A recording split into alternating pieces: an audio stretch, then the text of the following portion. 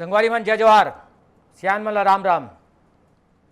Do news जनवेदना आपकी बात में स्वागत है।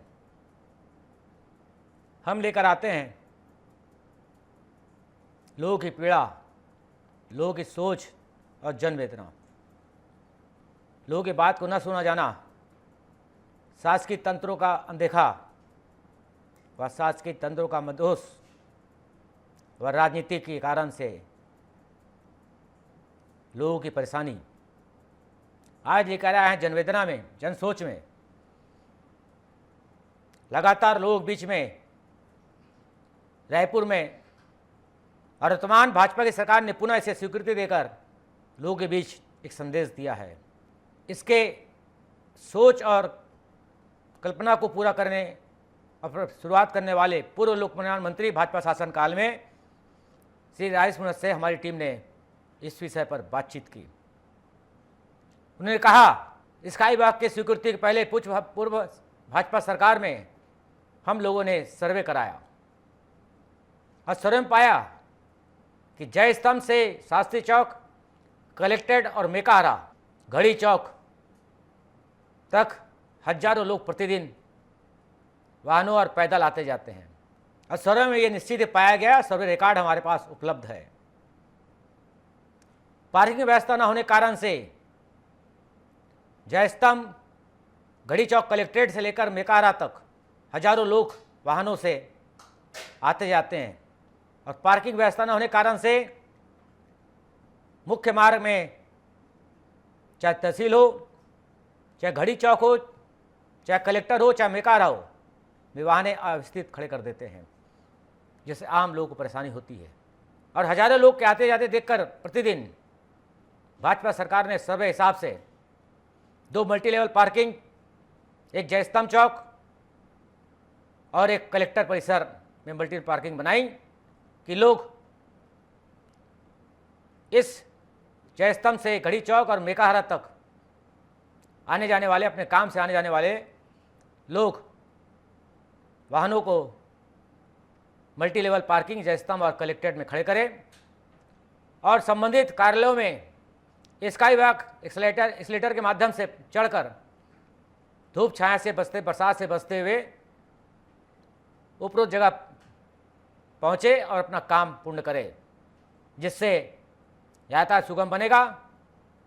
और उन्हें कहा, इसका प्रमाण ये है कि शास्त्री चौक जो शहर का हृदय स्थल है, जहाँ भारी भीड़, भारी लोगों की आना जाना लगा रहता है, वहाँ पर ऑटो बंदित करने से आज शास्त्री चौक में सुगम यातायात और खाली दिख रहा है। निश्चय ही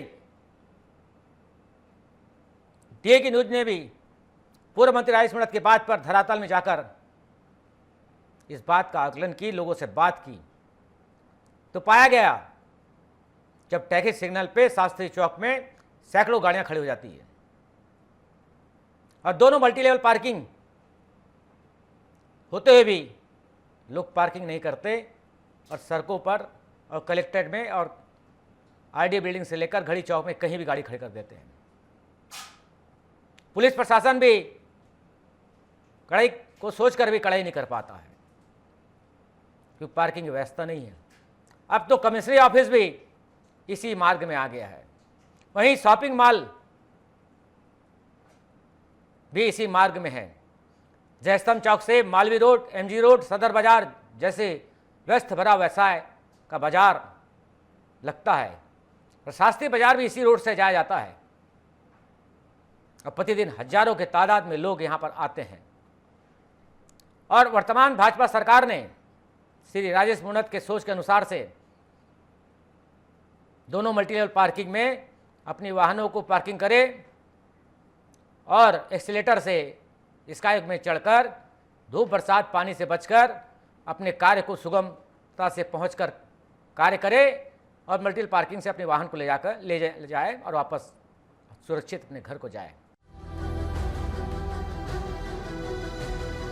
डीए न्यूज प्लस के खास कार्यक्रम जनवेदना की बात में आज हम बात करेंगे स्काई वॉक को लेकर। दरअसल राजधानी रायपुर में बीते 7 वर्षों से अधूरी पड़ी स्काई वॉक परियोजना को अंततः भाजपा सरकार ने फिर से हरी झंडी दे दी है। इस बहुप्रतीक्षित और बहुचर्चित प्रोजेक्ट को पूरा करने के लिए भाजपा सरकार ने 37 करोड़ 75 लाख रुपए की स्वीकृति प्रदान की है।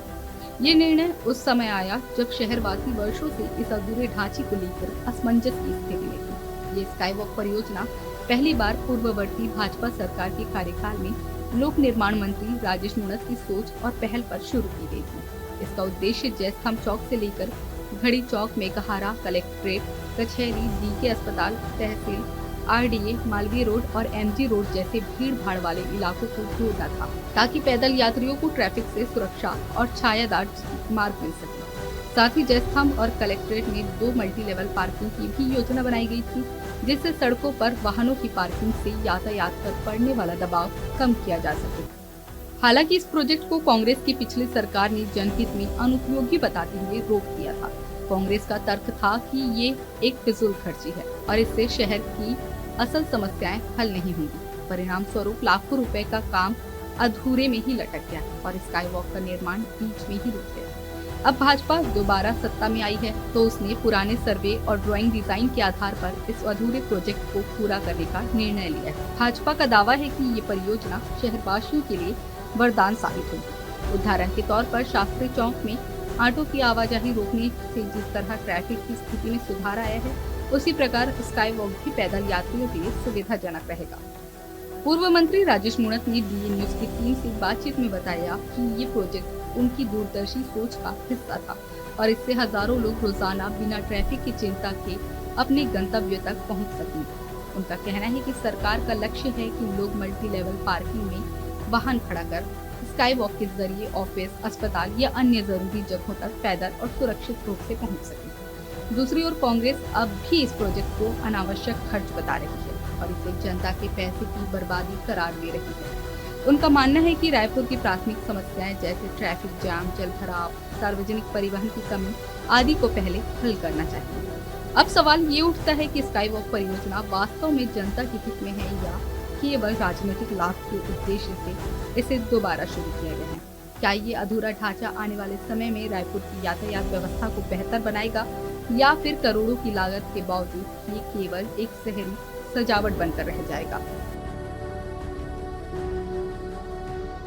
ये धरातल में डीए न्यूज की टीम ने पाया और अब जनवेदना जन सोचनी है कि भाजपा सरकार ने 38 लाख रुपया पुनः स्वीकृति देकर ये स्काई वॉक बनता है तो क्या यह जनता का सौगात होगा या राजनीति की भेंट,